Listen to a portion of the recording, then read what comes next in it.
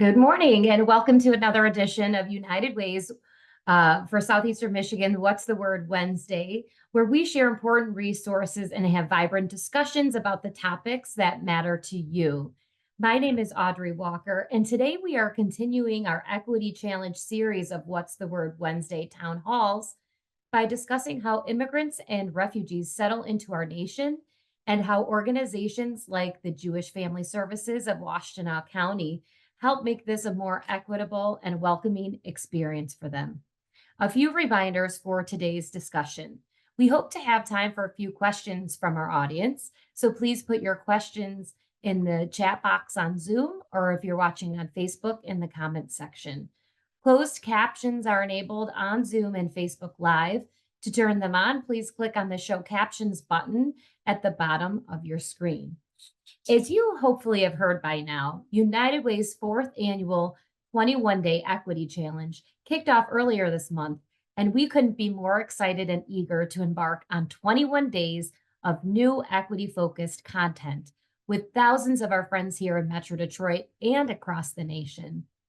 In coordination with this year's Equity Challenge, all of our What's the Word Wednesday town halls in May and June will feature topics, organizations, and speakers that relate directly to diversity, equity, and inclusion topics. Many of our partner organizations wrote content for this year's Equity Challenge, and some will be joining us during this Equity Challenge series. So we hope that you'll continue to join us over the next few weeks to take a deeper dive into some truly crucial and timely topics. From leaving behind a home or family to navigating a new culture, language, or way of life, the challenges and trauma that immigrants and refugees endure are difficult to grasp. Though our nation's immigration and refugee policies have evolved throughout our history, new Americans still face many systemic inequalities on their journey to a better life. In fact, the counties that make up Southeast Michigan, Oakland, Wayne, Macomb, and Washtenaw are in the top 5 counties in Michigan with the highest population of immigrants.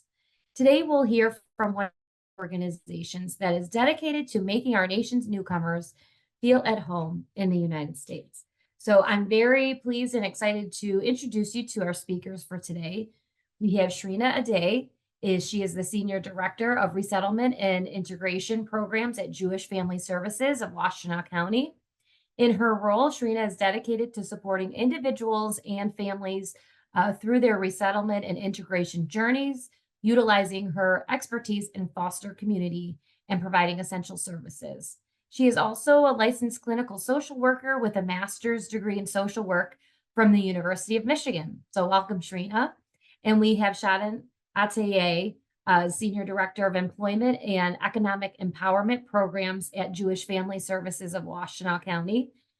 She is also an MA licensed professional counselor and a national certified counselor with a bachelor's degree from University of Michigan in both psychology and Middle Eastern studies, as well as a master's degree in community counseling from Eastern Michigan University.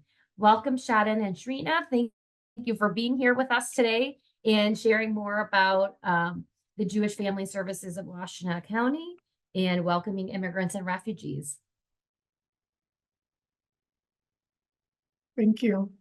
Thank you for having us today. Next slide, please.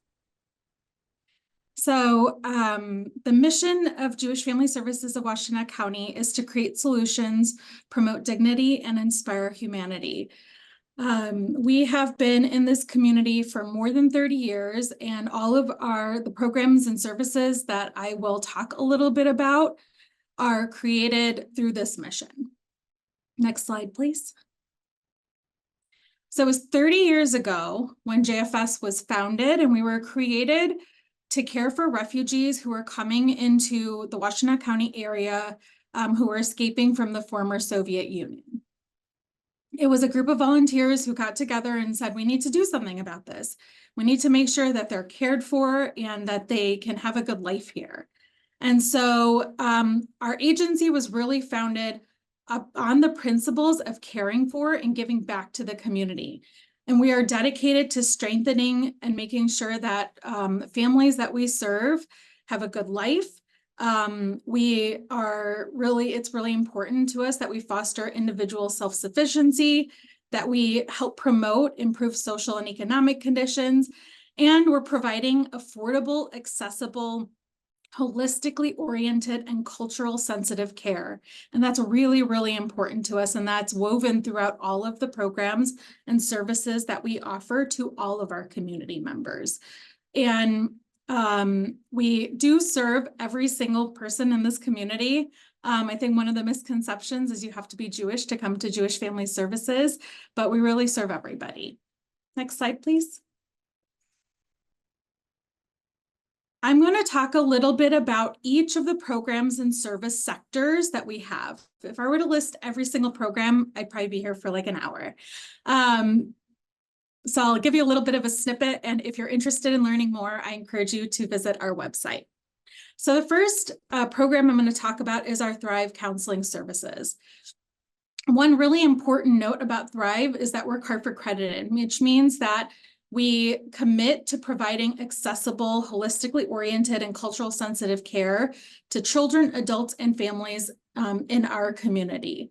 We do accept a large variety of insurance plans, including Washtenaw Health, and all of our programs under Thrive are on a sliding scale fee. And that's important because there are a lot of community members who cannot afford mental health care.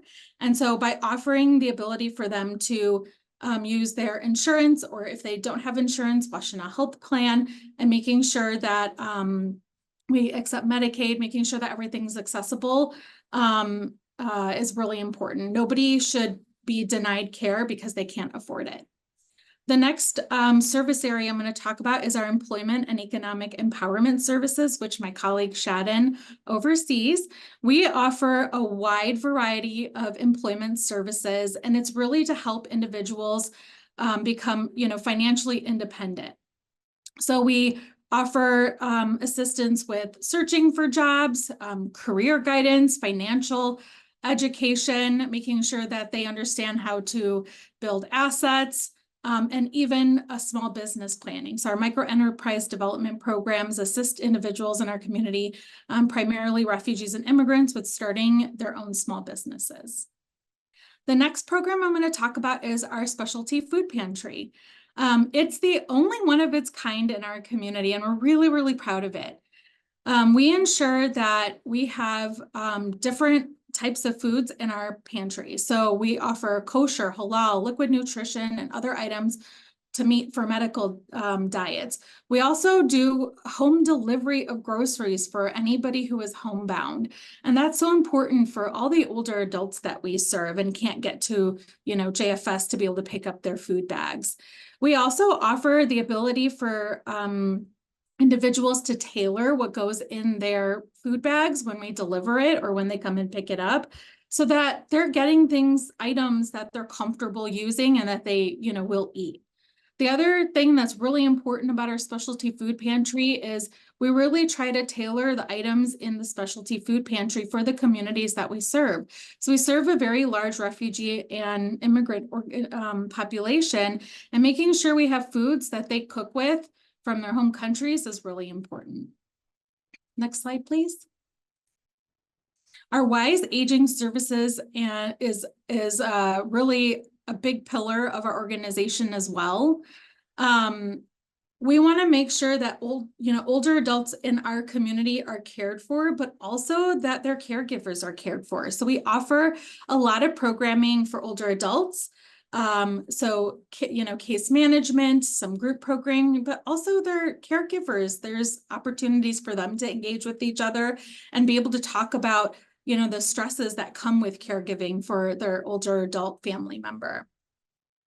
Our Resettlement and Integration program is our foundation program, which started our organization. It's one that I oversee, and we assist refugees and other immigration statuses when they arrive to the U.S. with everything that they need to start their lives here. So helping them find permanent housing, helping them apply for all the benefits that they're entitled to, and making sure that they have access to all the services and programs that they're entitled to. For example, health care services, mental health care services, enrolling kids in school, and all of those really wonderful things. The next program is our Cultural Connection and Language Assistance. We provide language ESL classes on site. We have 3 different levels.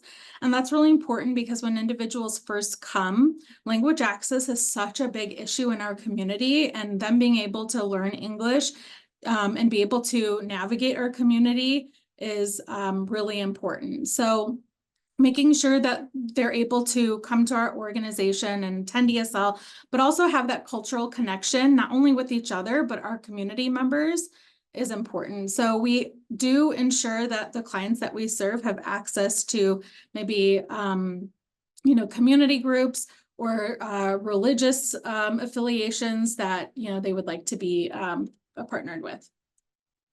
Next slide, please. Part of being able to do what we do is also having a social enterprise arm of our organization. We couldn't be able to provide the sliding scale fees or the programs at no cost without having a social enterprise. So our Herb Amster Center is not a very new division of JFS, but a fairly new division of it. And it was created to honor Herb Amster, who was a very innovative leader in our community, and believed that, nobody shouldn't be able to access services just because they can't pay. And so a lot of the programs and services were born out of the Herb Amster Center. So our micro enterprise development program, we have our Thrive counseling services, our language and interpretation services that come out of there.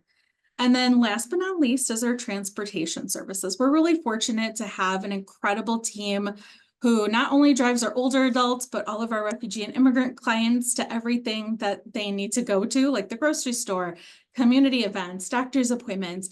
And what's really unique about our transportation services is we provide door-through-door services. And that means that our driver will come to a person, let's say an older adult's home, will come to their door if they need assistance getting in their wheelchair, if they need assistance walking to the van, even tying their shoes. Our drivers will help them with that. And then what they will then do is walk them to the next door. So if they're going to the doctor's, they will walk them into their doctor's appointment. And it's just a way for us to provide an elevated level of service to make sure everybody is safe. We wanted to provide you with a few key terms before we begin.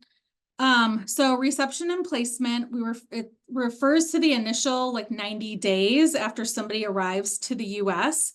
And that, is our initial program that welcomes everybody to the US.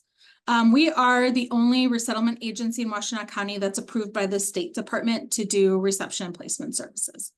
ORR is the Office of Refugee Resettlement. This office is a part of the Health and Human Services, and they oversee the majority of the services that happen after the reception, so after the first 90 days. So they offer, funding for youth services, for intensive case management services, employment services after that 90 days. An immigrant is a person who comes to live permanently in a foreign country. A refugee is a person who's been forced to flee their home country in order to escape war, persecution, or a natural disaster. And an SIV is a special immigrant visa holder. So these individuals who receive an SIV worked for our coalition forces in Iraq and Afghanistan. And because of that service, they're eligible to receive a green card upon arrival and are eligible for the same benefits as refugees. And now I'm going to turn it over to my colleague, Shadin. Thanks, Shrina. So we wanted to share a story with you that kind of highlights how these services might happen in practice. So this is just an example. A family of 5 arrives from Syria. Bashar, his wife Hanan, and their 3 children. Bashar worked as a carpenter back home, and his wife was a homemaker. When they arrived to the U.S., our agency staff was responsible for picking them up from the airport, placing them in a hotel temporarily until we can secure permanent housing for them. In the first 3 months, we're able to secure housing by co-signing on lease and using that reception and placement funding to pay for the first 2 months of rent. We were able to help with the move-in. That means making sure that all the furniture that's necessary is in the home, and any household good items that they need. Assist them with enrolling for public benefits like Medicaid or food stamps. Assisting the children in enrolling in local school and learning how to get to school on the bus system. And Bashar and his wife Hanan are enrolled in employment services with JFS, as well as attending English language classes at JFS. All refugees, when they arrive, also do initial health screening, which we help coordinate at the local health clinic, where they're able to also receive ongoing care after their health screening. In the first 6 months, Bashar obtains full-time employment at a manufacturing facility, able to work full-time just to make just enough for their to cover their expenses. And so while he's doing that, he's working on improving his English, because really he wants to get back into using the skills that he's developed in his lifetime as a carpenter, and to get a job doing that. And Hanan's interested in starting a home-based business so that she can also earn some income while taking care of their home. So they participate in our economic empowerment programming to be able to work on those more long-term career goals. And their hope is to one day also own their own home. Next slide. So as we talk about some of the challenges, keep this story in mind of coming to a country, a new country, and learning a new language, where they're at in their life, being able to get accustomed to the local community, adapting to a new cultural environment. In the U.S., often two people have to work outside the home to make ends meet, but that might be kind of a difference culturally for them. Facing maybe discrimination in the workplace can be common. Having just not knowing how to access local services, managing kind of complex legal systems. So after they arrive, they also have to then apply for a green card after 1 year, and then 4 years later, they're eligible to apply for citizenship. So being able to kind of navigate those. And it can be common, and not with everybody. These are all kind of unique to each individual, but it can be common that people are coming also with issues related to trauma or mental health that they faced, and that can affect how they're able to integrate into a new community. Next slide. So I wanted to highlight also some common misconceptions and some common beliefs that people might have as we think about refugees and also immigrants. There can be this belief that we should help people who are already here, which is very understandable, and we should. I think what's important to highlight is that we can do both, that resources are not limited to the point that we have to choose between one or the other. And we also want to recognize that immigrants and refugees are not just coming here just to take help, but they're also contributing a lot to our society and our culture.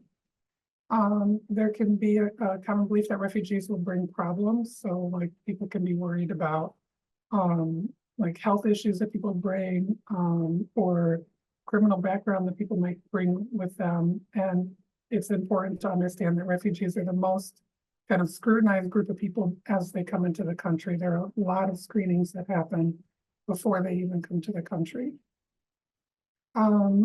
There's a belief that immigrants should kind of get in line and come to the country the right way. And I think that this is misrepresenting kind of the immigration system and how difficult it is to navigate, and that there isn't any kind of one line that people get into and then kind of wait their turn, right? There's a lot of different ways that people can come into the country legally, and it's a difficult system to navigate. And then people have the right to come in and ask for asylum. Refugees and immigrants generally want to come to the US, and they should be grateful for this opportunity of being in the US.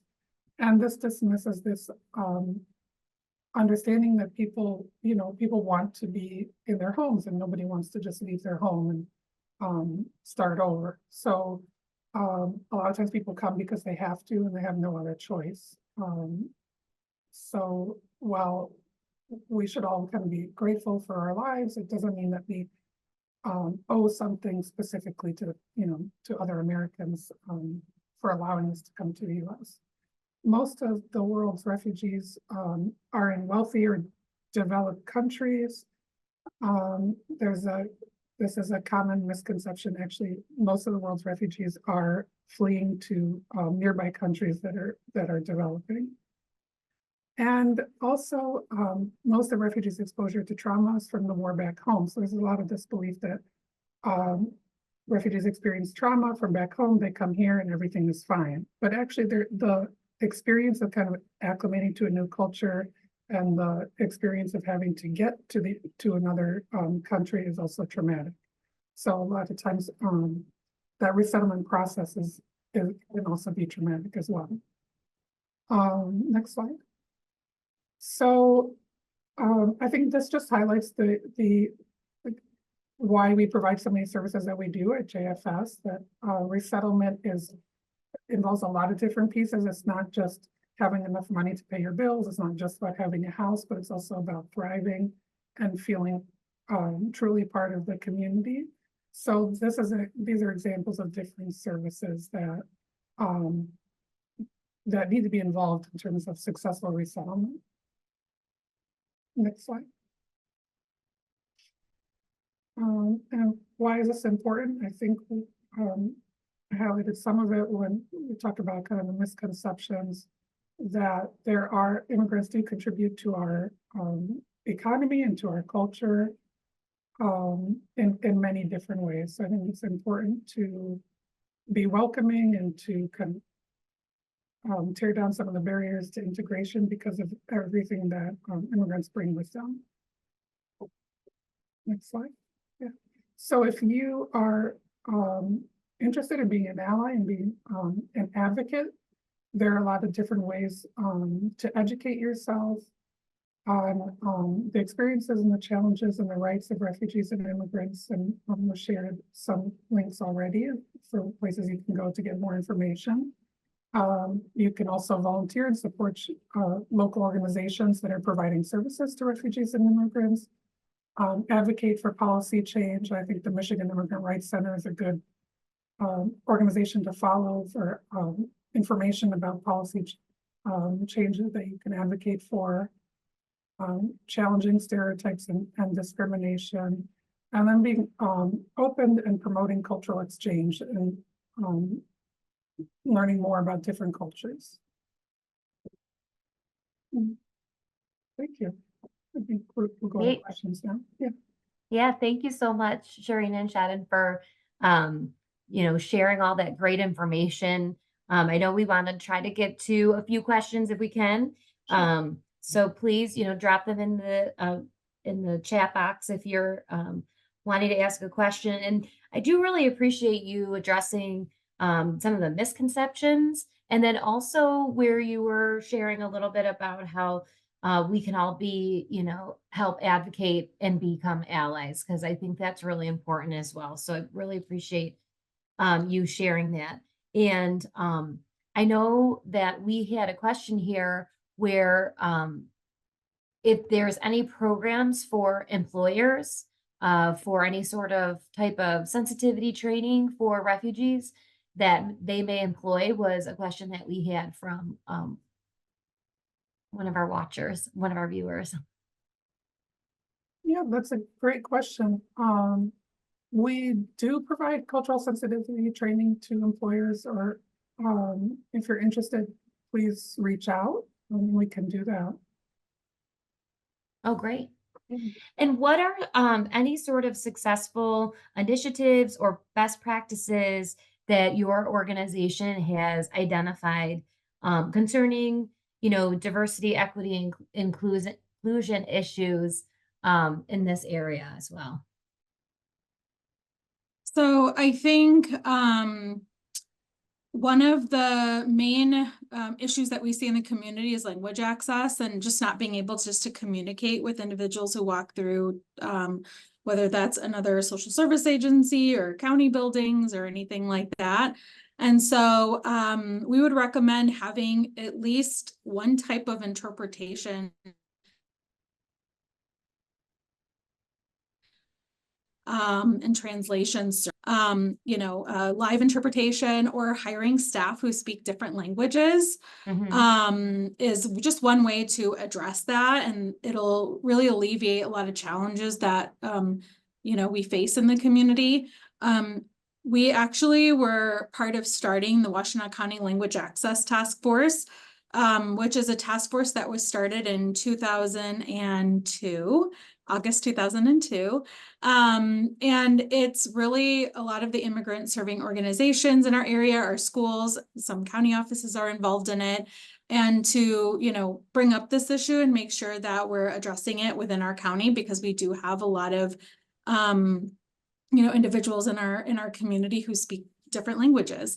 And so that's just one thing that, and anybody can do, is make sure that you're, just able to communicate.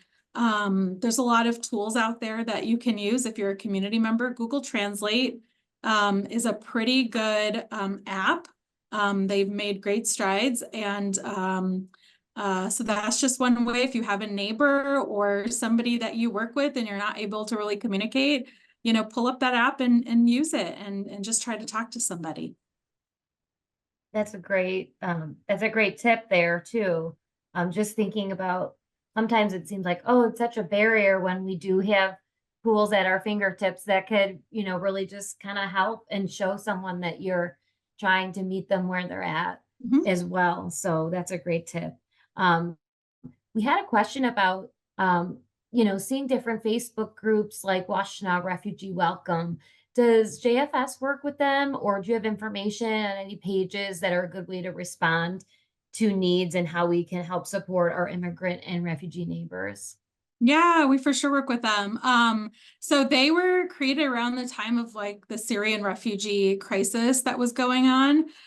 And they not only help us in the work that we do with donations, but they also are an organization that offers services like post-resettlement. So they have a lot of activities and events that they host that are, a lot of our clients participate in. So a lot of community building that they do. I think they also offer some one-on-one connection for refugees in our community. And so they're a great organization that we frequently partner with, and we're really happy to have them. We also have another program. It's called co-sponsorship. And it's a program where we work with area congregations to help us in the resettlement process. So we partner with a congregation. We partner them with a family that we think will be well suited for them, and they help us in resettlement. And so each congregation usually has about 20 to 30 volunteers who will help us in this process. And there's extensive training that happens in order for them to do that. And then we also have another program called Neighbor to Neighbor. And that program works with smaller groups of volunteers. So we have like a Bible study group that works with us. We have other community groups that work with us, and they're partnered with a family to work on just very specific goals. So that can be employment related, ESL, community integration. And so, if anybody out there has a group of people that, want to be involved and you want to work together to help resettle a family, that's a great one of our programs to be involved in. I'd love to hear about all these resources, and we really appreciate both of you sharing your expertise in this and sharing the information so that we can all help and get involved and help build community around people who are coming into our community and welcoming them. So thank you so much for answering our questions about immigration and refugee settlement. And before we close, I do have a few more updates for our audience. As a reminder, for anyone in our community who may be experiencing a need, our 211 helpline remains available 24 hours a day, 7 days a week. It includes getting connected to resources like food, utility assistance, and much more. And we always maintain a running list of available services in the community and can connect you to the support you need.